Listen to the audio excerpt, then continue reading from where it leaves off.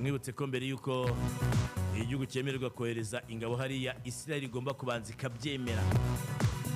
Irani yateguje umuhenerezo na Amerika. Yavuze iti turarwana umuhenerezo noneho. Tugiye kurwana kabisa Amerika ibyumve. Irani yatangaje ko ishobora gutangira kugaba ibitero bikomeye cyane mu bice bitandukanye ingabo za Amerika zibarizwamo, hanyuma yuko ibiganiro bigamije kugera ku masezerano arambye yo guhagarika intambara na Leta Zunze Ubumwe za Amerika bidatanze umusaruro. Umwe mu bayobozi bakuru mu ngabo za Irani yabwiye ibiro ntaramakuru by'Abongereza Reuters ko inzego z'iki gihugu zigomba kwitegura ko umwuka mubi ushobora kurushaho kwiyongera mu nzira ya Hormuz ndetse no mu karere muri rusange. Akaba yagize ati Tehran yiteguye gufata ibyemezo bikomeye, kandi avuga ko ishobora kugaba ibitero kugira ngo ice intege ibikorwa bya gisirikare bya Amerika muri Hormuz. Muri Kamena, Irani na Amerika bari basinye amasezerano n'agateganyo agamije guhagarika intambara, abaha iminsi 60 yo kugera ku masezerano yagutse ku bijyanye na gahunda ya Irani y'ingufu za nucleaire ndetse n'ibihano Amerika yifatiye. Ayo masezerano yavugaga ko ibikorwa bya gisirikare ku mpande zose bigomba guhagarara kandi bigaragara ku kanya kandi burundu.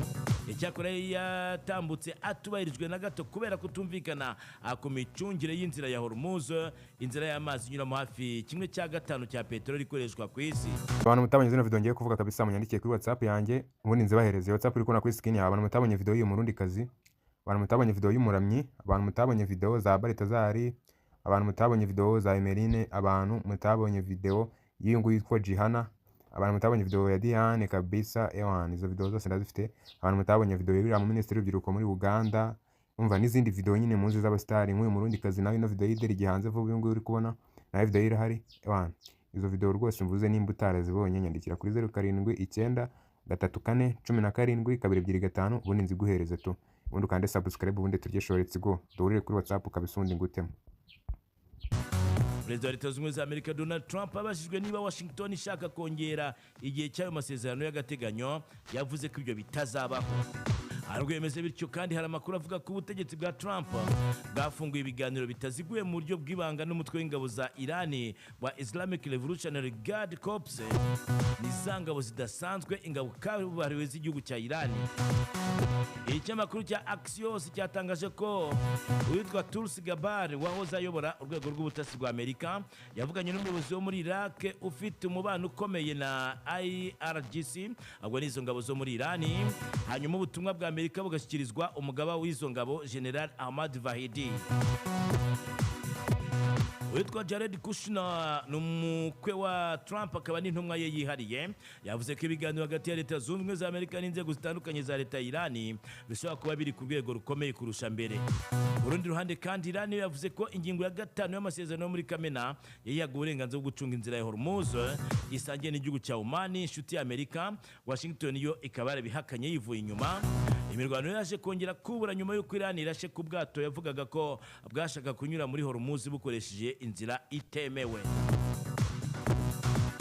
Uwo muyobozi wo muri Irani rero yavuze ko Amerika igomba kubahiriza ingingo zose z'amasezerano mu byumweru bike biri imbere kugira ngo ibiganiro bikomeze. Irani kandi iri kuganira na Oman ku masezerano yo gucunga neza inzira ya Hormuz, ivuga ko impande zombi ziri hafi kumvikana.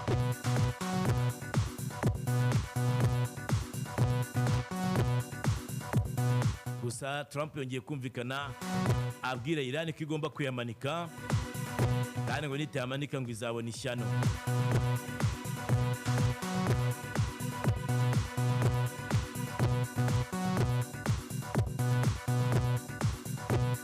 Uburusiya bwashinje Ubwongereza kwenyegeza umuriro mu ntambara ya Ukraine.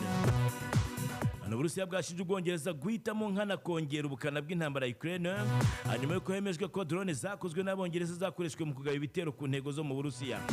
Ambasade y'Uburusiya mu Bwongereza yavuze ko London irimo kwitwara nk'umufatanyabyaha mu bitero, iburira ko ibikorwa byayo bizagira ingaruka zikomeye kandi izabyishyura. Uburusiya bwavuze ko uko uruhare rw'Ubwongereza mu ntambara rwiyongera, ariko ikiguzi kizishyurwa kizazamuka. Minisiteri y'ingabo y'Ubwongereza ikaba yasubije ko idateze kuva ku murongo wo gushyigikira Ukraine, ivuga ko yiyemeje kuyifasha kubona ibikoresho byo kwirwanaho. Drone zakozwe n'ibigo bibiri byo mu Bwongereza zakoreshwe mu kugaba ibitero ku bigo bya gisirikare n'inganda mu Burusiya, zirimo inganda zitunganya peteroli n'ububiko bwa Wildberries. Ukraine yavuze ko zimwe mu nyubako nini z'iki kigo zamaze kwangirika.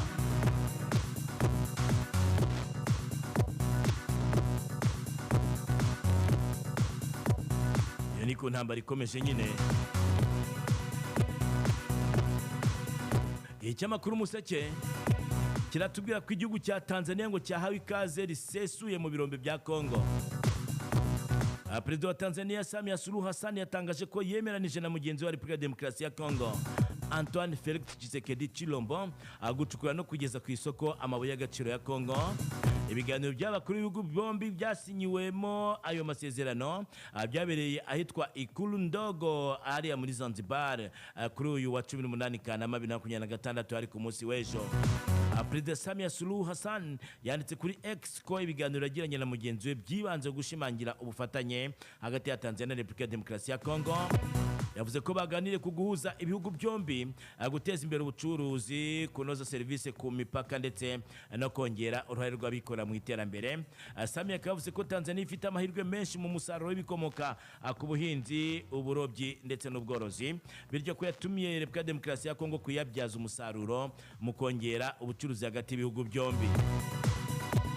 Yanashimangiye ko na Tshisekedi bemeranije gukomeza ubufatanye mu rwego rw'amabuye y'agaciro kuva ku bucukuzi kugeza agejejwe ku isoko. Ati twabyemeranije kongera agaciro ku musaruro ndetse no kugeza ku isoko ni ngombwa, gukora ubushakashatsi no guhererekanya ubunararibonye n'ubumenyi, harimo no kubinyuza mu kigo cyacu cy'amabuye y'agaciro. Same yavuze ko banashimangiye ubufatanye mu kubungabunga amahoro ndetse n'umutekano ku nyungu z'abaturage ba Tanzania na Kongo ndetse n'akarere muri rusange. Perezida Tshisekedi yavuze ko uruzinduko rwabaye urufatiro rwo kurushaho gushimangira umubano w'amateka n'ubufatanye bufite ireme hagati ya Tanzania na Repubulika Demokarasi ya Kongo. Yavuze ko ibihugu bya Afurika bigomba kongera agaciro ku mutungo kamere, bikawitunganyiriza hagamijwe guhanga imirimo ndetse no gutuma umutungo wa Afurika ugira akamaro abanyafurika.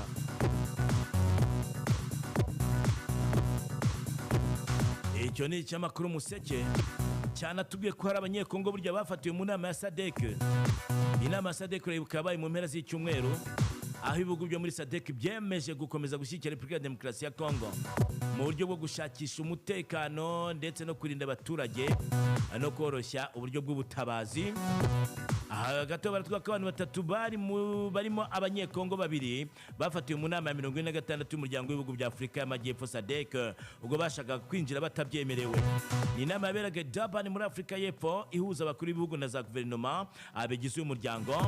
Icyamakuru cyitwa South Africa Government News Agency kivuga ko amakuru gikesha bari bashinzwe umutekano n'ubutasi muri iyi nama aba bafite ubwenegihugu bwa Kongo bafashwe kuwa gatandatu tariki ya 15 Kanama ubwo bageragezaga kwinjira bakoresheje umwirondoro w'undi muntu.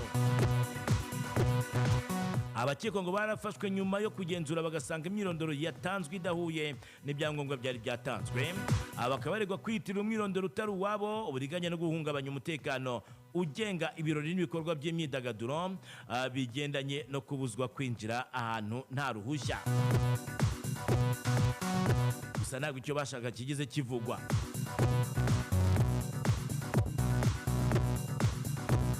Icyamakuru umuryango cyatuga ko Ikirehe habaye impanuka y'imodoka yaguyemo abantu 16 bagakomereka. Ni imodoka itwara abagenzi yavaga mu murenge wa Nasho mu karere ka Kirehe yerekeza i Kigali yakoze impanuka, abantu 4 bahita bitaba Imana mu gihe abandi 16 bakomeretse. Inzego z'umutekano zigozarese zitangira iperereza kugira ngo amenyekane icyateje iyo mpanuka. buretse gatiya buretse mbere yo gukomeza caka manzo mve kano kantu buretse gatoya ibo nge nayirebesheje amaso iriya niyo bita Gehinomu.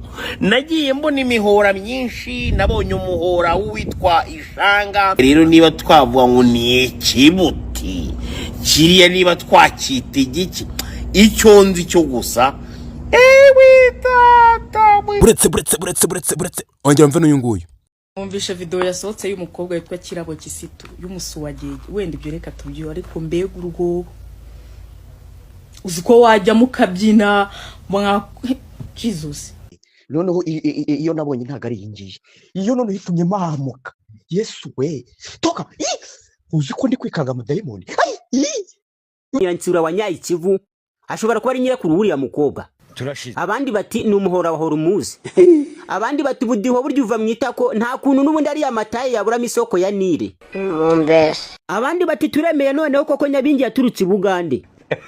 Rero nyuma yo kukumvisha abo bantu ikintu wagira ngo wumvishe fresh nimba nawe utarabona ino video bro ewana ukaba uri muri ba bantu rwose bakiraho ngo basketa ugomba gutunyandikira kuri nimero yanjye ingi uri kubona kuri screen yawe 0793427225 ino nimero kabisa nyandikira kuri WhatsApp nawe ngugezeho mwereke ikintu bitumhora Horumuzi bro hano nanjye nayirebye mpita nyamanika we nyandikira none direct